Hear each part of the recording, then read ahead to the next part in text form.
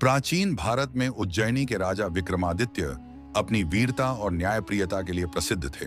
एक दिन उनके दरबार में एक रहस्यमयी साधु आया। उसने विक्रम से कहा, महाराज, आपके साहस की परीक्षा है। क्या आप मेरे एक विशेष कार्य में मेरी सहायता करेंगे? राजा विक्रम को चुनौती पसंद थी। उन्होंने बिना सोचे समझे साधु का प्रस्ताव स्वीकार कर लिया। साधु ने एक विचित्र शर्त रखते हुए कहा, मुझे एक मंत्र सिद्ध करना है। इसके लिए मुझे एक विशेष तंत्र की आवश्यकता है जो श्मशान में पेड़ पर लटके वेताल से प्राप्त होगा।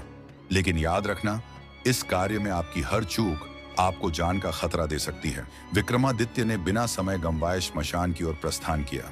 रात के सन्नाटे में उन्होंने वेताल को पेड़ से उतारा और कंधे पर उठाया। तभी वेताल हंसते हुए बोला, राजा विक्रम, मुझे साथ ले जाना आसान नहीं है। हर बार जब तुम मुझसे बात करोगे, मैं वापस पेड़ पर चला जाऊंगा और मैं तुम्हारे धैर्य की परीक्षा के लिए तुम्हें एक कहानी सुनाऊंगा, जिसके अंत में एक सवाल होगा। अगर तुम सही जवाब दोगे तो मैं वापस चला जाऊंगा, लेकिन अगर गलत जवाब दिया तो यह अंत होगा।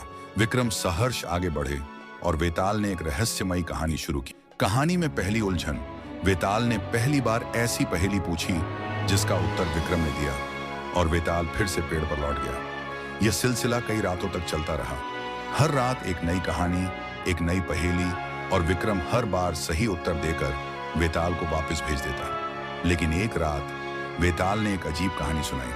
उसने कहा, एक समय एक राजा था जिसकी रानी के पास एक ऐसा राज्य था जो कभी किसी को न बताया जा सका।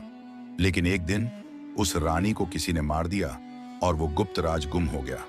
राजा शोक में डूबा हुआ था, पर उसकी प्रजा कहने लगी कि उस रानी की आत्मा अब भी किले में है। राजा के पास कोई और विकल्प नहीं था सिवाय इस राज का खुलासा करने के लिए कुछ काला जादू करवाने का। कहानी सुनकर विक्रम चौकन्ना हो गए। विक्रम समझ गए कि वेताल केवल कहानियां नहीं सुना रहा था, बल्कि हर बार उसे किसी षड्यंत्र की ओर ले जा रहा था। यह साधु कोई सामान्य व्यक्ति नहीं, बल्कि तंत्र मंत्र में माहिर एक काला जादूगर था जो विक्रम को शापित करने की योजना बना रहा था।